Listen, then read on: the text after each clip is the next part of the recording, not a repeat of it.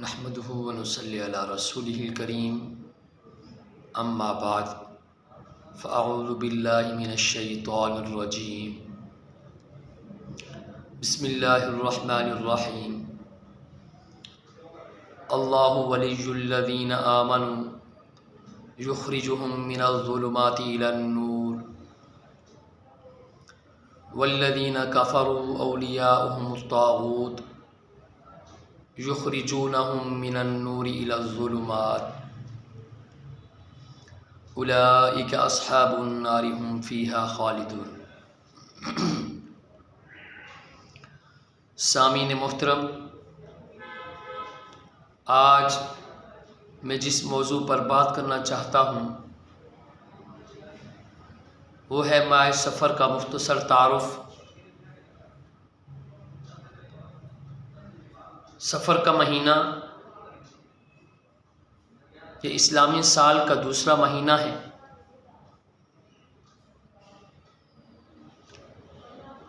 اور یہ سفر المظفر یہ شروع ہو چکا ہے۔ سفر کے لغوی معنی خالی ہونے کے ہیں۔ کسی بھی چیز کے خالی ہونے کو لفظ سفر سے تعبیر کیا جاتا ہے اور بولا جاتا ہے۔ عرب میں یہ دستور تھا کہ حرمت والے 4 مہینے رجب المرجب، ذی قعدہ، ذی الحجہ اور محرم الحرام، ان کے اندر عرب قوم آپس میں لڑائیاں اور جنگ اور قتال کی وجہ سے باز رہتے تھے۔ چنانچہ جیسے محرم کا مہینہ ختم ہوتا، پابندی ختم ہونے کی وجہ سے وہ فوراً جنگ اور لڑائی قتل و قتال ان کی شروع ہو جاتی اور وہ دیگر اسفار وغیرہ میں نکل جاتے اور ان کے گھر ان جنگجو مردوں سے خالی ہو جاتے تھے۔ اسی وجہ سے اسی کو سفر کا مہینہ کہتے ہیں۔ سفر کے ساتھ آگے سفر المظفر یا سفر الخیر کیوں لگاتے ہیں؟ یعنی لفظ مظفر اور لفظ خیر کا اضافہ کیوں کرتے ہیں؟ اس کی وجہ یہ ہے کہ زمانہ جاہلیت میں اور موجودہ دور میں بھی اس ماہ سفر کو منحوس اور آفات اور مصیبتیں اور بلائیں آسمان سے اترنے والا مہینہ سمجھا جاتا ہے، جبکہ احادیث مبارکہ میں اس کی سختی سے تردید اور نفی کی گئی ہے۔ چنانچہ ان الفاظ کی زیادتی کہ سفر المظفر یا سفر الخیر، یہ الفاظ ان سے ان کے جاہلانہ اور باطل نظریات کی تردید کرنا مقصود تھا۔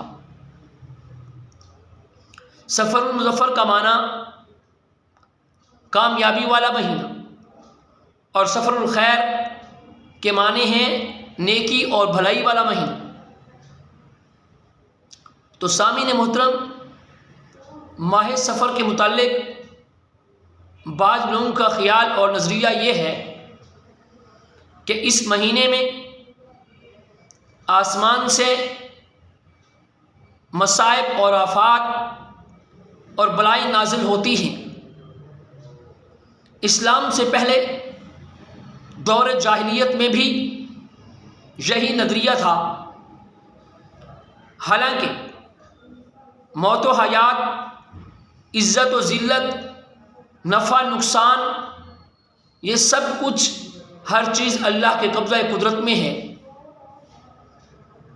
کوئی وقت، کوئی زمانہ، کوئی درخت، کوئی پرندہ، کوئی جانور اور کوئی جگہ منحوس اور بری نہیں ہوا کرتی جس کے بارے میں حدیث میں آپ صلی اللہ علیہ وسلم نے فرمایا لا تسبوا الدہر، کہ زمانے کو گالی نہ دو۔ آج کل لوگ اسی طرح خیال کرتے ہیں کہ اگر اللہ رب العزت آسمان سے بارش برساتے ہیں اور وہ کئی دن رہ جاتی ہے اور اس سے ان کا نقصان ہو جاتا ہے تو وہ یہ کہنا شروع ہو جاتے ہیں پتہ نہیں یہ ہمارے ساتھ کیسے معاملات ہو رہے ہیں، ہمارے ساتھ یہ زمانہ کیسا چل رہا ہے۔ تو سامعین محترم، تو ایسی کوئی چیز نہیں، یعنی جتنی بھی یہ چیزیں ہیں، کوئی جگہ، کوئی مکان، یہ ساری چیزیں بری اور منحوس نہیں ہوا کرتی، بلکہ انسانوں کے اپنے اعمال برے ہوتے ہیں تو ان پر آفات اور بلائیں نازل ہوتی ہیں۔ اگر اعمال اچھے ہوں گے تو اللہ کی رحمتیں اور برکتیں نازل ہوں گی۔ اگر انسان اللہ رب العزت پر توکل کرتے ہوئے، اللہ پر ایمان رکھتے ہوئے اس کے احکامات کی تابع داری کرتا ہے، ان کے احکام کو بجا لاتا ہے تو اللہ رب العزت اس کی رہبری اور رہنمائی فرماتے ہیں۔ اور اگر اللہ کے احکام کے کفر اور نافرمانی کرتا ہے تو شیاطین وغیرہ ایسے لوگوں کو بدراہ کر دیتے ہیں اور تباہ و برباد کر دیتے ہیں، جیسا کہ ارشاد باری تعالیٰ ہے اللہ ولی الذین آمنوا، اللہ رب العزت ساتھی اور مددگار ہے ان لوگوں کا جو ایمان لائے، یخرجہم من الظلمات الی النور، اور ان کو کفر کی تاریکیوں سے، کفر کے اندھیروں سے نکال کر روشنی میں لے آتے ہیں۔ اور اگر جو لوگ انکار کرتے ہیں، ایمان نہیں لاتے، تو ان کے ساتھی شیاطین ہیں اور وہ ان کو نور اسلام سے نکال کر کفر کی تاریکی اور اندھیرے کی طرف لے جاتے ہیں، اور ایسے لوگ دوزخ اور جہنم والے ہیں اور وہ اسی میں ہمیشہ ہمیشہ رہیں گے۔ اولئک اصحاب النار ہم فیہا خالدون۔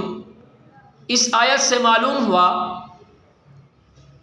کہ ایمان اور عمل کی وجہ سے، اعمال صالح کی وجہ سے آدمی نور اور روشنی اور بصیرت میں رہتا ہے، اور کفر اور نافرمانی کی وجہ سے، برے اعمال کی وجہ سے آدمی اندھیرے وغیرہ میں رہتا ہے تو اس کو توہمات، وسوسے اور خطرات اس کو ہر طرف سے گھیر لیتے ہیں۔ اور دوسری جگہ اللہ رب العزت کا ارشاد ہے ما یفتح اللہ للناس من رحمہ فلا ممسک لها وما یمسک فلا مرسل له من بعد وهو العزیز الحکیم۔ اللہ رب العزت ما یفتح اللہ للناس من رحمہ، جن لوگوں کے لیے رحمت کے دروازے کھول دیں تو اس کے سوا اس کو کوئی بند کرنے والا نہیں، اور جن لوگوں کے لیے اللہ رب العزت رحمت کے دروازے بند کر دے تو اس کو کوئی جاری کرنے والا نہیں، اس کو کوئی کھولنے والا نہیں، وہی غالب اور حکمت والا ہے۔ تو سامعین محترم، ان آیات سے معلوم یہ ہوا کہ سب خیر اور شر، سب نفع نقصان، سب مصیبتیں، آزمائشیں اللہ کے قبضہ قدرت میں ہیں۔